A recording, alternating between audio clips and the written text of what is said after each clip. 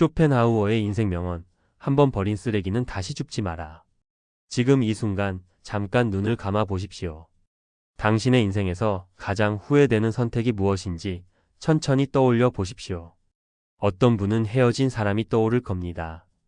어떤 분은 놓쳐버린 기회가 생각날 겁니다. 어떤 분은 한때 모든 것을 걸었던 꿈이 먼지처럼 흩어지던 그날의 기억이 올라올 겁니다. 그리고 아마도 지금 이 순간에도 마음 한켠 어딘가에서 이런 목소리가 들릴 겁니다. 그때 다시 한 번만 붙잡았더라면. 오늘 여러분께 한 남자의 이야기를 먼저 드리겠습니다. 그의 이름을 편의상 정연이라고 부르겠습니다. 올해 62살. 퇴직한 지 3년이 된 전직 중견기업 부장이었습니다. 정연 씨는 38살의 아내와 이혼을 했습니다. 당시 그는 바빴습니다. 너무 바빴습니다. 회사에서 살다시피 했고 술자리가 잦았고 집에 돌아오면 피곤함을 이유로 아이들과 놀아주지 않았습니다. 아내는 몇 년을 참았습니다. 수없이 신호를 보냈습니다. 그러나 정연 씨는 그 신호를 읽지 못했습니다. 아니 읽으려 하지 않았습니다. 이혼 서류에 도장을 찍던 날 그는 담담했다고 합니다. 잘 됐다는 생각까지 했다고 솔직하게 말했습니다. 홀가분했다고요. 그러나 시간이 지나면서 달라졌습니다. 아이들이 아내 곁으로 갔습니다. 혼자 남은 집에서 밥을 먹을 때, 명절날 혼자 술잔을 기울일 때, 퇴직 후 아무것도 남지 않은 빈 하루를 보낼 때 그는 깨달았습니다. 자신이 무언가를 버렸다는 것을. 그리고 그 무언가가 사실은 자신의 삶 전부였다는 것을. 그는 전 아내에게 연락을 했습니다. 처음엔 아이들 핑계로. 그 다음엔 건강 걱정을 이유로. 그러다 결국은 다시 시작할 수 있지 않겠냐는 말을 꺼냈습니다. 전 아내의 대답은 짧았습니다. 당신은 좋은 사람이에요. 하지만 우리의 시간은 이미 끝났어요. 그날 밤 정연 씨는 처음으로 소리 내어 울었다고 했습니다. 이혼할 때도 흘리지 않던 눈물을 20년도 넘게 지난 그날 밤에야 흘렸다고. 지금 이 이야기를 들으시면서 어딘가에서 가슴이 뜨끔하신 분이 계실 겁니다. 그렇다면 오늘 이 영상은 바로 당신을 위한 것입니다. 19세기 독일의 철학자 아르투어 쇼펜하우어. 그는 인간의 삶을 누구보다 냉철하게 그리고 누구보다 정직하게 들여다본 사람이었습니다. 그가 남긴 수많은 말 중에 오늘 우리가 깊이 들여다볼 문장이 하나 있습니다. 한 번 버린 쓰레기는 다시 줍지 마라. 처음 들으시면 어떤 느낌이 드십니까? 혹시 너무 차갑다, 너무 냉정하다는 생각이 드시지는 않으십니까? 이 문장에는 쓰레기라는 단어가 들어 있습니다. 그래서 어떤 분들은 이 말을 오해하십니다. 사람을 쓰레기 취급하라는 말이냐고. 관계를 함부로 버리라는 말이냐고. 그러나 쇼펜하우어가 이 말을 통해 전하려 했던 것은 그런 단순한 냉혹함이 아니었습니다. 그가 말하는 버린 쓰레기는 특정한 사람이나 물건을 가리키는 것이 아닙니다. 그것은 당신이 한번 이미 결론을 내린 것들을 말합니다. 당신의 내면 깊은 곳에서 이미 이것은 나에게 맞지 않는다고 판단이 내려진 것들. 이미 그 관계에서, 그 기회에서, 그 감정에서 떠나기로 결심했던 것들. 쇼펜하우어는 알고 있었습니다. 인간이 가장 큰 고통을 받는 순간은 결핍의 순간이 아니라는 것을. 가장 큰 고통은 버린 것을 다시 줍기 위해 손을 뻗을 때 찾아온다는 것을. 왜냐하면 그 순간 인간은 두 가지의 고통을 동시에 짊어지기 때문입니다. 이미 버렸다는 것의 슬픔, 그리고 다시 잡으려는 것의 굴욕. 이 두 가지가 합쳐질 때 인간의 마음은 가장 깊은 나락으로 떨어집니다. 이 문장을 다시 한번 들어보십시오. 천천히. 한 번 버린 쓰레기는 다시 줍지 마라. 이것은 냉혹함을 가르치는 말이 아닙니다. 이것은 자유를 가르치는 말입니다. 당신이 이미 내린 결론을 믿으라는 말입니다. 그 결론을 번복하며 스스로를 고통의 수렁으로 끌어들이지 말라는 말입니다. 오늘 우리는 이 한 문장 안에 담긴 인간의 집착과 미련과 후회의 심리를 깊이 파헤쳐 보겠습니다. 그리고 이 여정의 끝에서 당신이 아직 손에서 놓지 못하고 있는 것이 무엇인지를 직면하게 될 것입니다. 왜 인간은 버린 것을 다시 줍는가? 이 질문에 답하기 위해서는 먼저 인간의 뇌가 어떻게 작동하는지를 이해해야 합니다. 심리학에서는 이것을 손실 회피 편향이라고 부릅니다. 인간의 뇌는 무언가를 얻는 기쁨보다 잃는 두려움의 2배에서 3배 더 강하게 반응합니다. 즉, 우리가 버린 것을 다시 잡으려는 행동은 단순한 감정의 문제가 아니라 뇌의 생존 본능에서 비롯된 반응이라는 것입니다. 하지만 심리학적 설명만으로는 충분하지 않습니다. 왜냐하면 인간의 집착에는 더 깊고 복잡한 층위들이 있기 때문입니다. 첫 번째 층위는 미련입니다. 미련은 우리가 흔히 생각하는 것처럼 단순한 감정이 아닙니다. 미련은 일종의 편집된 기억입니다. 우리는 과거를 기억할 때 있는 그대로 기억하지 않습니다. 인간의 뇌는 고통스러운 기억은 흐릿하게 만들고 행복했던 순간은 선명하게 남겨두는 경향이 있습니다. 이것을 심리학에서는 장밋빛 회상이라고 합니다. 그래서 우리가 헤어진 연인을 그리워할 때 우리가 실제로 그리워하는 것은 그 사람이 아닐 수 있습니다. 우리가 그리워하는 것은 우리의 뇌가 편집하고 각색한 그 사람에 대한 이미지입니다. 그 이미지 안에는 다툼도 없고 상처도 없고 실망도 없습니다. 오직 따뜻하고 행복했던 순간들만 남아 있습니다. 우리는 실제하지 않는 것을 그리워하고 있는 것입니다. 두 번째 층위는 익숙함입니다. 인간은 본질적으로 변화를 두려워하는 존재입니다. 비록 그것이 나쁜 상황이라 할지라도 익숙한 나쁜 상황이 낯선 좋은 상황보다 더 안전하게 느껴지는 것이 인간의 심리입니다. 30년 가까이 상처를 주고받으면서도 관계를 끊지 못하는 사람들을 생각해 보십시오. 그들이 그 관계를 붙잡는 이유는 그것이 좋아서가 아닙니다. 그것이 아는 것이기 때문입니다. 낯선 공허함보다 아는 고통이 더 다루기 쉽게 느껴지는 것입니다. 이것이 익숙함에 더집니다. 세 번째 층위는 두려움입니다. 버린 것을 다시 줍는 행동의 이면에는 많은 경우 나는 더 나은 것을 얻을 자격이 없다는 깊은 두려움이 숨어 있습니다. 이것을 내려놓으면 아무것도 남지 않을 것이다 라는 공허함의 공포. 이 두려움은 특히 오랜 세월을 살아오신 분들에게 더 강하게 작용합니다. 젊음이 남아있을 때는 실패해도 다시 시작할 시간이 있다고 느낍니다. 그러나 인생이 후반부에 접어들면 새로운 시작 자체가 두렵습니다. 그래서 끝난 것들을 더욱 강하게 붙잡으려 합니다. 이것마저 없으면 나는 무엇이 남는가라는 물음 앞에서.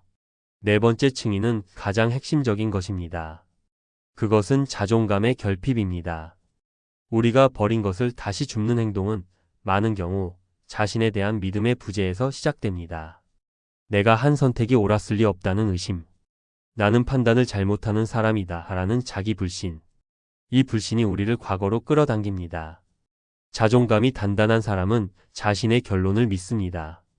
내가 떠나기로 했을 때 그것은 이유가 있었다고. 그러나 자존감이 흔들리는 사람은 끊임없이 그 결론을 번복하고 싶어 합니다. 혹시 내가 틀린 것은 아닐까라고. 그리고 이 모든 층위들이 복합적으로 얽혀 우리는 이미 버린 것을 향해 다시 손을 뻗습니다. 그 손짓은 사랑처럼 보이지만 사실은 두려움입니다. 그리움처럼 보이지만 사실은 자기 불신입니다. 용기처럼 보이지만 사실은 변화에 대한 회피입니다. 쇼펜하우어는 이것을 알았습니다.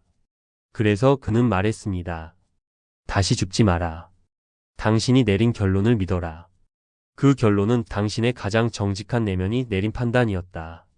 이제 한 여인의 이야기를 들려드리겠습니다. 그녀의 이름을 미순이라 하겠습니다. 올해 66. 경기도 어느 소도시에서 작은 꽃집을 운영하는 여인입니다. 미순 씨가 처음 그를 만난 것은 23살의 봄이었습니다. 그의 이름은 준혁. 같은 동네에서 자란 눈빛이 반짝이던 청년이었습니다. 두 사람은 3년을 만났습니다.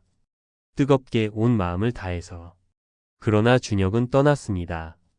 이유는 단순했습니다. 더 넓은 세상으로 가고 싶다고 했습니다. 서울에서 사업을 시작하고 싶다고 했습니다. 작은 고향 마을에 남아 꽃집을 하고 싶다는 미순의 꿈과는 맞지 않았습니다. 어느 날 저녁, 준혁은 담담하게 작별을 고했습니다. 미순은 울었습니다. 한동안 울었습니다. 그러나 결국 받아들였습니다. 서로에게 맞지 않는 방향이었다는 것을. 세월이 흘렀습니다. 미순은 다른 사람을 만나 결혼했습니다. 평범하지만 성실한 남편이었습니다. 두 아이가 태어났고 꽃집은 번창했습니다. 인생은 나쁘지 않았습니다. 아니, 충분히 좋았습니다. 그런데 미순이 52살이 되던 해에 준혁이 다시 나타났습니다. 사업이 망했다고 했습니다. 서울에서의 화려한 생활이 모두 허상이었다고 했습니다. 이혼도 했고 건강도 나빠졌다고 했습니다. 고향에 내려와 조용히 살고 싶다고 했습니다. 그리고 그는 말했습니다. 미순아, 나는 항상 내가 그리웠어. 그때 내가 왜 그런 선택을 했는지 모르겠어. 너를 보니까 이제 알겠어. 내가 잘못됐었다는 걸. 그 말을 들었을 때 미순의 가슴 한켠에서 무언가가 흔들렸습니다. 30년 가까이 잠들어 있던 그 감정이 서서히 눈을 떴습니다. 그것이 사랑인지 연민인지 아니면 그저 젊은 날에 대한 향수인지 그녀 자신도 알지 못했습니다. 그러나 그녀는 그와 다시 연락을 이어갔습니다. 처음엔 가끔 차를 마셨습니다. 그 다음엔 함께 드라이브를 했습니다. 남편에게 숨겼습니다. 아이들에게는 더더욱 말하지 않았습니다. 마음속으로는 그냥 옛 친구를 만나는 것뿐이라고 스스로를 설득했습니다. 그러나 스스로도 알고 있었습니다. 이것이 단순한 재회가 아니라는 것을. 준혁은 점점 더 많은 것을 원했습니다. 감정적 의존이 시작됐습니다. 힘들다고 전화하고 외롭다고 메시지를 보내왔습니다. 미수는 그의 감정을 받아주면서 자신의 삶이 흔들리기 시작하는 것을 느꼈습니다. 남편과의 관계에 균열이 생겼습니다. 작은 꽃집도 마음이 자꾸 다른 곳에 있으니 일이 손에 잡히지 않았습니다. 그리고 어느 날 남편이 조용히 물었습니다. 당신 요즘 어디 있어? 그 한마디에 미수는 무너졌습니다. 이제껏 쌓아온 모든 것이 30년의 시간이 눈앞에서 흔들리는 것을 보았습니다. 그녀는 그날 준혁에게 연락을 끊었습니다. 그리고 남편에게 모든 것을 고백했습니다. 남편은 한동안 말이 없었습니다. 그 침묵이 어떤 폭풍보다 무거웠습니다. 남편은 떠나지 않았습니다. 그러나 무언가가 달라졌습니다. 그 전까지 자연스러웠던 아침 식탁의 대화가 이제는 노력을 해야 이어졌습니다. 그리고 미수는 그 달라짐의 무게를 매일 느끼며 살아야 했습니다. 준혁은 어떻게 됐을까요? 그는 고향에 잠시 머물다가 다시 어딘가로 떠났습니다. 그의 삶은 달라지지 않았습니다. 미순 씨는 제게 이렇게 말했습니다. 그때 왜 그랬는지 아직도 모르겠어요. 그냥 젊은 날이 너무 그리웠나 봐요. 그 사람이 그리웠던 게 아니라 그 시절이 그리웠던 것 같아요. 근데 그 시절은 다시 올 수 없는 거잖아요. 그걸 알면서도 왜 그 사람을 통해 잡으려 했는지. 그녀의 말은 거기서 끊겼습니다. 우리는 가끔 사람을 그리워하는 게 아니라 그 사람과 함께했던 나의 젊음을 그리워합니다. 그리고 그 사람을 통해 잃어버린 시간을 되돌리려 합니다. 그러나 어떤 사람도 당신에게 잃어버린 시간을 돌려줄 수 없습니다. 미순 씨가 다시 죽고자 했던 것은 준혁이 아니었습니다. 그것은 돌아올 수 없는 시간이었습니다. 그리고 그 시간은 어떤 방법으로도 되찾을 수 없는 것이었습니다. 버린 것을 다시 주우려 했을 때 그녀는 버리지 않았던 것을 잃을 뻔했습니다. 이제 한 걸음 더 깊이 들어가 보겠습니다. 쇼펜하우어는 생애 전반에 걸쳐 한 가지 질문을 탐구했습니다. 왜 인간은 고통받는가? 그리고 그가 내린 결론은 이것이었습니다. 인간이 고통받는 가장 근본적인 이유는 의지 때문이라고. 끊임없이 무언가를 원하고 욕망하고 붙잡으려는 의지. 이 의지 자체가 고통의 뿌리라는 것입니다. 그는 이것을 맹목적 의지라고 불렀습니다. 우리가 버린 것을 다시 줍고 싶어하는 충동도 바로 이 맹목적 의지에서 나옵니다. 그것은 이성적인 판단이 아닙니다. 그것은 무언가를 잃었다는 공포, 비어있는 공간을 채우고 싶다는 본능, 끊임없이 원하고 붙잡으려는 맹목적 충동입니다. 자, 이제 핵심적인 질문을 해보겠습니다. 당신이 한번 버린 것은 왜 버렸습니까? 그것은 어느 날 갑자기 충동적으로 결정된 것이 아니었을 겁니다. 그 결정에 이르기까지 수많은 날의 고민이 있었을 것입니다. 수많은 밤의 눈물이 있었을 것입니다. 수없이 참고 이해하려 하고 달라지길 기다리다가 결국에는 이것은 나와 맞지 않는다는 결론에 이르렀을 것입니다. 그 결론은 당신의 가장 정직한 자아가 내린 판단이었습니다. 그런데 시간이 지나고 외롭고 힘들어질 때 우리는 그 정직한 판단을 의심하기 시작합니다. 내가 너무 성급했던 건 아닐까? 내가 더 참았어야 했던 건 아닐까? 혹시 그것이 생각보다 나쁘지 않았던 건 아닐까? 그러나 이 의심은 대부분 거짓입니다. 왜냐하면 이 의심은 현재의 고통에서 비롯된 것이지 과거의 현실을 다시 들여다본 결과가 아니기 때문입니다. 지금 외롭기 때문에, 지금 힘들기 때문에 그 힘듦을 해결하기 위한 도구로 과거를 소환하는 것입니다. 쇼펜하우어의 관점에서 보면 이것은 매우 위험한 함정입니다. 버린 것은 이미 나와 맞지 않는 것이다. 이 문장을 가슴에 새겨 두십시오. 그것이 관계이든 기회이든 삶의 방식이든 당신이 떠나오기로 결심했을 때 그 안에는 반드시 이유가 있었습니다. 그 이유는 사라지지 않았습니다. 당신의 기억에서 흐릿해졌을 뿐입니다. 미련이란 고통스러운 기억이 희미해지고 좋은 기억만 선명해질 때 찾아오는 착각입니다. 그리고 집착이란 그 착각을 현실로 되돌리려는 헛된 시도입니다. 집착은 고통을 끝내는 행동이 아닙니다. 집착은 고통을 연장하는 선택입니다. 생각해 보십시오. 끝난 관계에 매달릴 때 당신은 행복합니까? 아닙니다. 더 많이 상처받습니다. 과거의 방식에 집착할 때 당신은 앞으로 나아갑니까? 아닙니다. 제자리를 맴돌 뿐입니다. 집착은 당신에게 아무것도 돌려주지 않습니다. 다만 현재의 시간을 과거를 향한 소모에 낭비하게 만들 뿐입니다. 서양 철학이 이것을 말했다면 동양의 지혜도 같은 방향을 가리킵니다. 불교에서는 집착을 고통의 뿌리라고 말합니다. 집착하지 않는 것, 즉 방아착 내려놓음 이것을 해탈의 시작으로 봅니다. 노자는 무의를 가르쳤습니다. 억지로 붙잡으려 하지 않을 때 자연스러운 흐름 속에서 더 좋은 것이 온다는 가르침. 동서양의 지혜가 하나의 진실을 가리킵니다. 놓아야 한다. 그러나 오해하지 마십시오. 놓는다는 것은 포기가 아닙니다. 놓는다는 것은 이미 끝난 것에 대한 집착을 내려놓는 것입니다. 그것은 자신을 비우는 것이 아니라 자신에게 새로운 가능성이 들어올 자리를 만드는 것입니다. 꽉 쥐고 있는 손에는 새로운 것이 들어올 수 없습니다. 손을 펴야 합니다. 그래야 새로운 것을 받아들일 수 있습니다. 이것이 쇼펜하우어가 말한 것의 본질입니다. 버린 것을 다시 줍지 마라. 그것은 이미 당신의 것이 아닙니다. 당신이 내린 결론을 믿어라. 그리고 이제 앞을 보아라. 이번에는 다른 종류의 이야기입니다. 사람의 이야기가 아닌 방식의 이야기. 그러나 그 안에 담긴 집착의 본질은 같습니다. 그의 이름을 동철이라 하겠습니다. 올해 64살. 경남의 한 중소도시에서 나고 자란 그는 35세 작은 인쇄소를 시작했습니다. 1990년대와 2000년대 초반 그의 인쇄소는 번창했습니다. 지역 상점들의 전단지, 관공서의 인쇄물, 학교의 교재 모든 것이 그의 손을 거쳐 나갔습니다. 그는 성실하고 꼼꼼했습니다.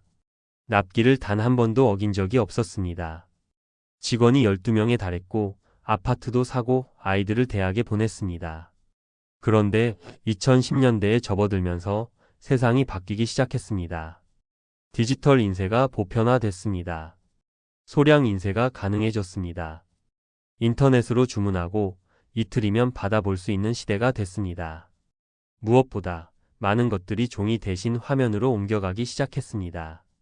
전단지 대신 SNS, 종이 청구서 대신 이메일, 인쇄 수요 자체가 줄어들었습니다. 주변의 인쇄소들이 하나둘씩 문을 닫기 시작했습니다. 살아남은 곳들은 업종을 바꾸거나 디지털 인쇄로 전환하거나 소규모로 축소했습니다.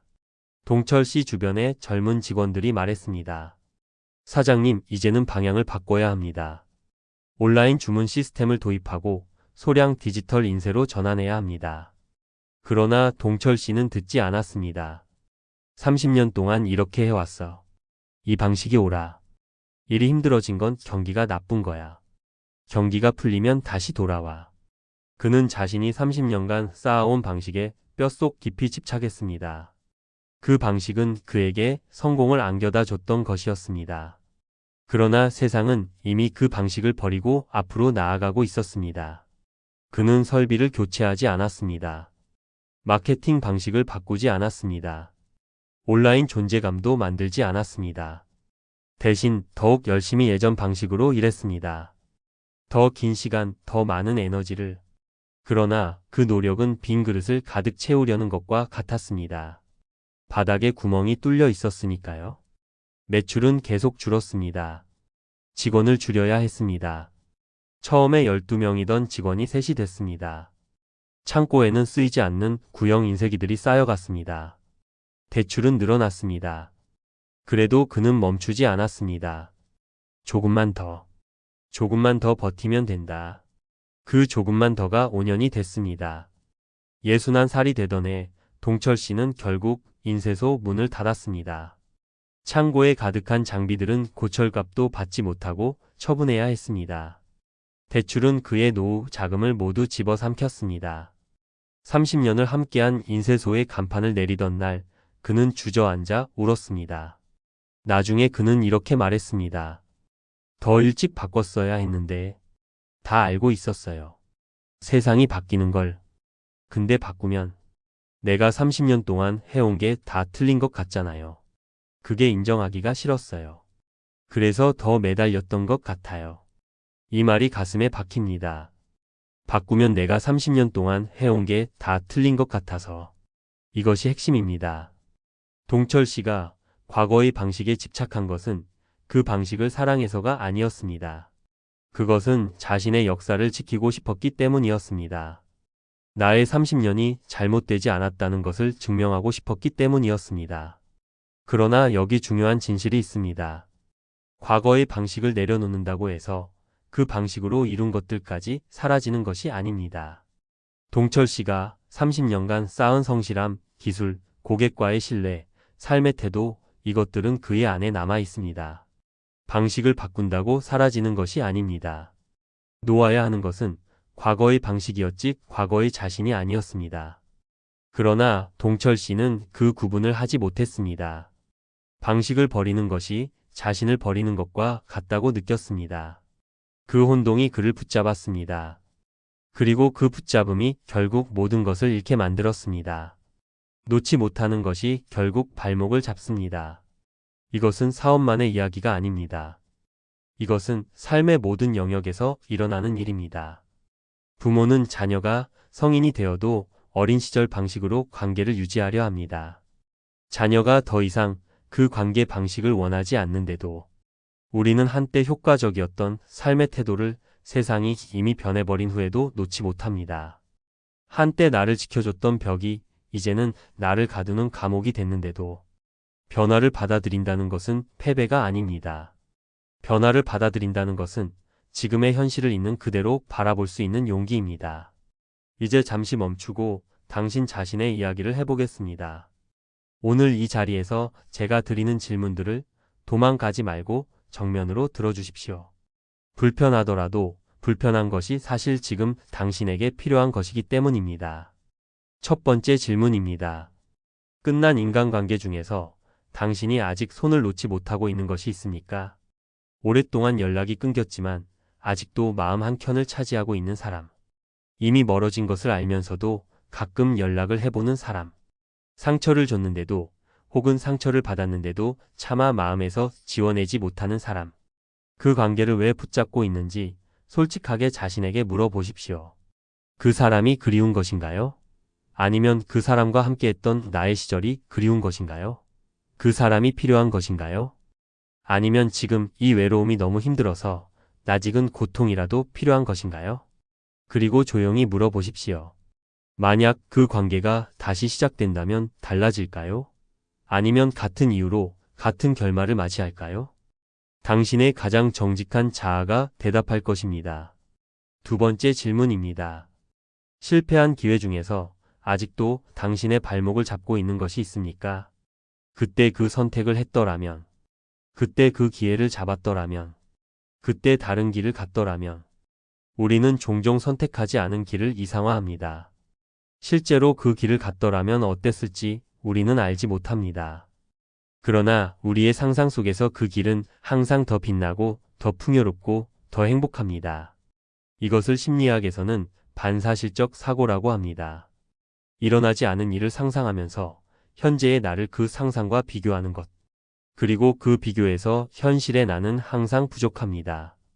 당신이 그때 선택하지 못한 기회가 있다면 오늘 그것에게 정식으로 작별을 고하십시오. 그 기회는 이미 지나갔다. 나는 그 선택을 하지 않았다. 그리고 그것은 이제 돌이킬 수 없다. 나는 지금의 이 자리에서 살아간다. 이것이 체념이 아닙니다. 이것이 현실을 직면하는 용기입니다. 세 번째 질문입니다. 그리고 아마 가장 어려운 질문일 것입니다.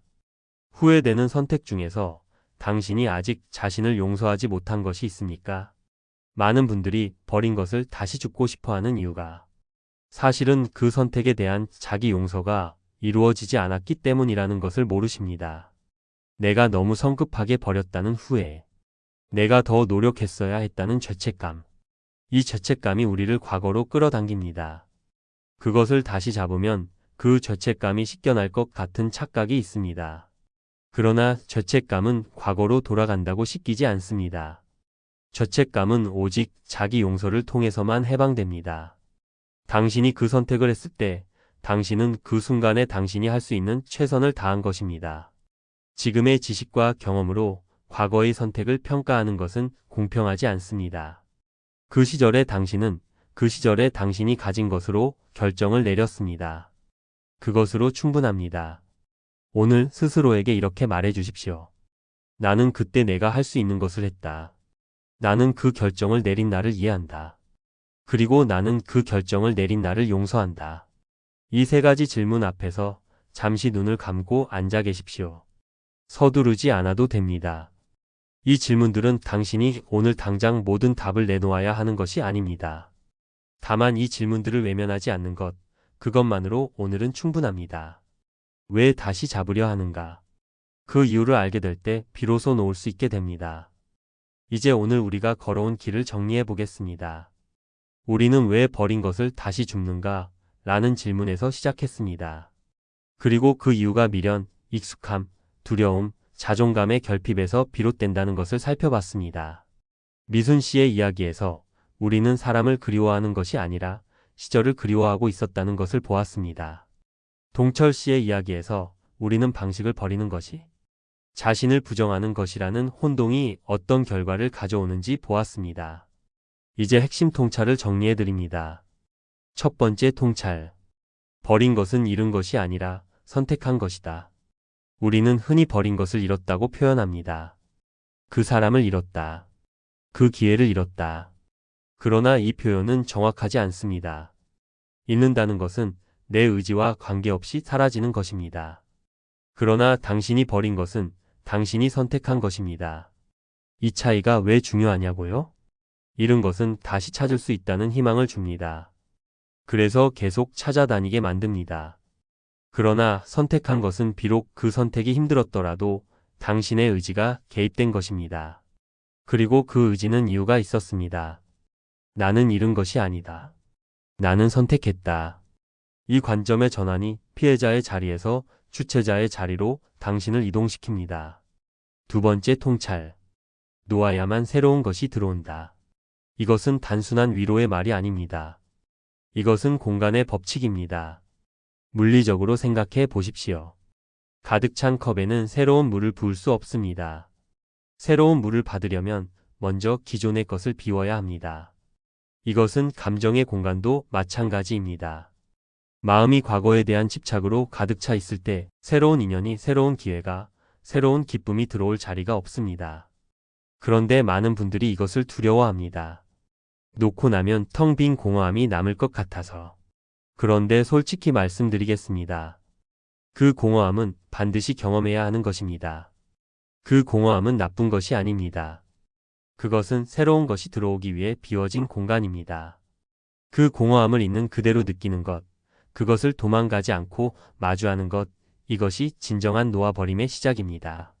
그리고 그 공허함을 견뎌낸 사람들은 압니다. 그 이후에 찾아오는 것의 가벼움을, 오래된 짐을 내려놓은 후의 홀가분함을. 세 번째 통찰. 현재가 유일한 전쟁터다. 과거는 이미 끝난 전쟁입니다. 미래는 아직 시작되지 않은 전쟁입니다. 우리가 실제로 살 수 있는 것은 오직 지금 이 순간뿐입니다. 그런데 집착은 우리를 현재에서 끌어내어 과거에 묶어둡니다. 과거의 전쟁터에서 혼자 싸움을 계속합니다. 아무도 없는 전쟁터에서 이미 끝난 전쟁을 홀로 치르는 것입니다. 그것은 얼마나 소모적인 일입니까? 당신의 에너지, 당신의 감정, 당신의 시간, 이 모든 것이 현재를 위해 써야 합니다. 지금 당신 곁에 있는 사람들을 위해, 지금 당신 앞에 펼쳐진 가능성들을 위해, 지금의 당신을 위해. 마지막으로 이 세 가지 통찰을 하나의 문장으로 묻겠습니다. 당신이 버린 것은 당신이 선택한 것이다. 그 선택을 믿어라. 손을 펴라. 그래야 새로운 것을 받을 수 있다. 그리고 지금 이 순간을 살아라. 이것이 쇼펜하우어가 한번 버린 쓰레기는 다시 줍지. 말하는 말을 통해 전하고 싶었던 것의 진정한 의미입니다. 지금부터 드리는 이야기는 어쩌면 가장 개인적인 이야기입니다. 한 사람이 있었습니다. 그는 오랫동안 붙잡고 있었습니다. 무엇을 붙잡고 있었냐고요? 한마디로 말하기 어렵습니다. 끝난 관계의 기억이었을 수도 있고, 실패한 꿈의 자네였을 수도 있고, 더 젊었던 자신이었을 수도 있습니다. 아마도 그 모든 것이 한 덩어리로 뭉쳐 있었습니다. 그는 밤마다 그것을 꺼내 들었습니다.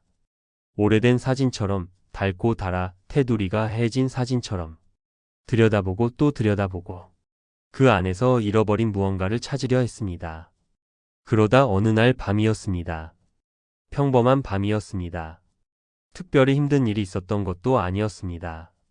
그냥 밤이 깊었고 집 안이 조용했습니다.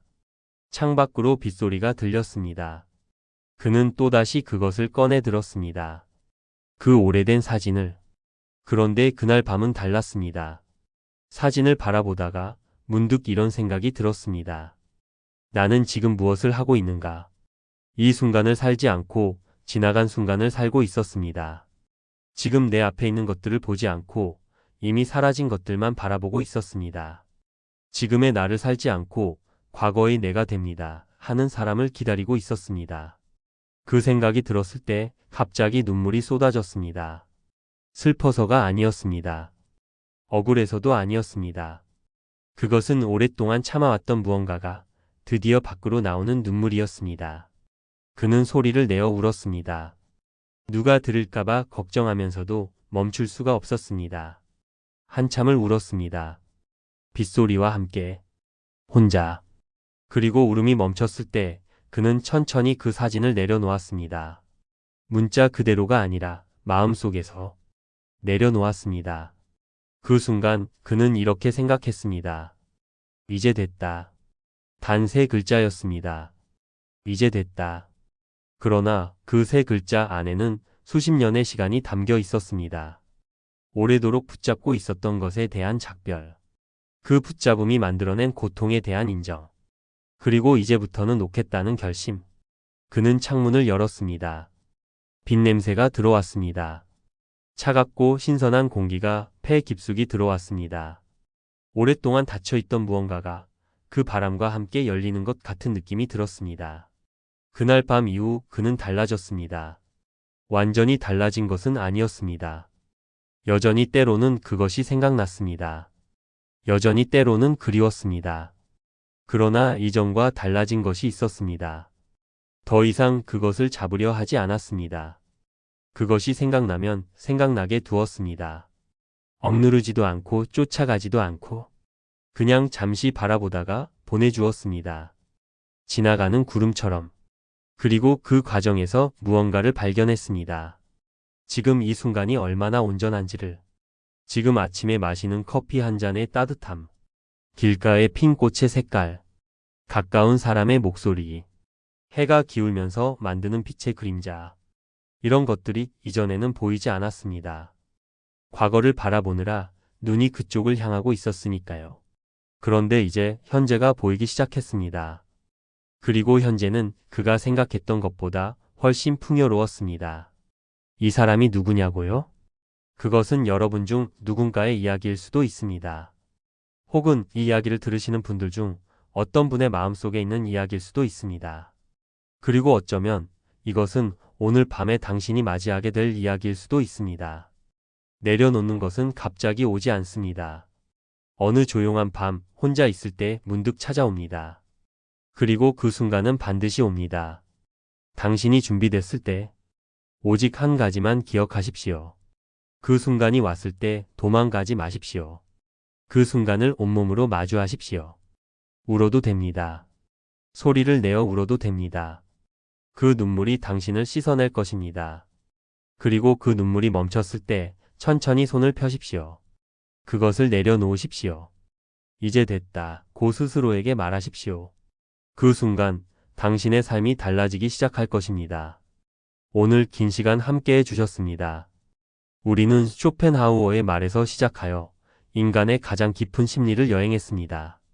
집착의 뿌리를 들여다봤고 두 사람의 이야기를 통해 버린 것을 다시 줍는 것이 어떤 결과를 가져오는지 보았습니다. 그리고 놓아야만 새로운 것이 들어온다는 진실을 함께 확인했습니다. 이제 마지막으로 당신에게 하나의 질문을 드리겠습니다.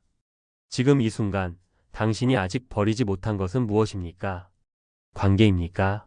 기회입니까? 감정입니까? 아니면 오래된 자신의 모습입니까?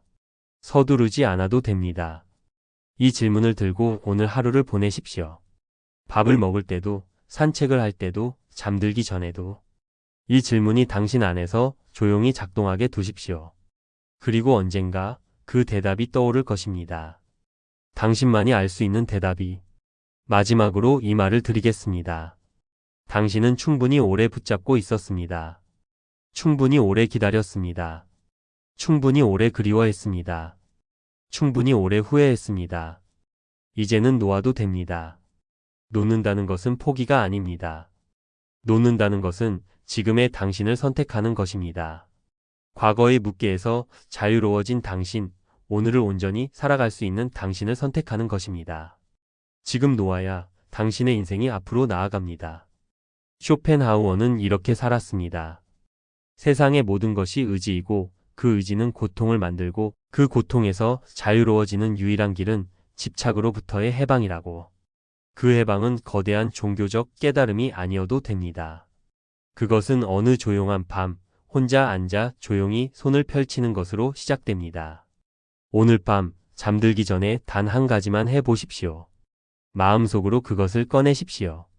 오래도록 붙잡아온 그것을. 그리고 바라보십시오. 충분히 바라본 다음에 조용히 말하십시오. 수고했어. 이제 가도 돼. 그것을 보내주십시오. 그 순간 당신은 비로소 앞을 보게 될 것입니다. 한 번 버린 쓰레기는 다시 줍지 마라. 이 말은 당신을 향한 잔인한 명령이 아닙니다. 이 말은 당신의 남은 삶을 위한 가장 따뜻한 초대입니다. 오늘도 당신의 인생을 응원합니다.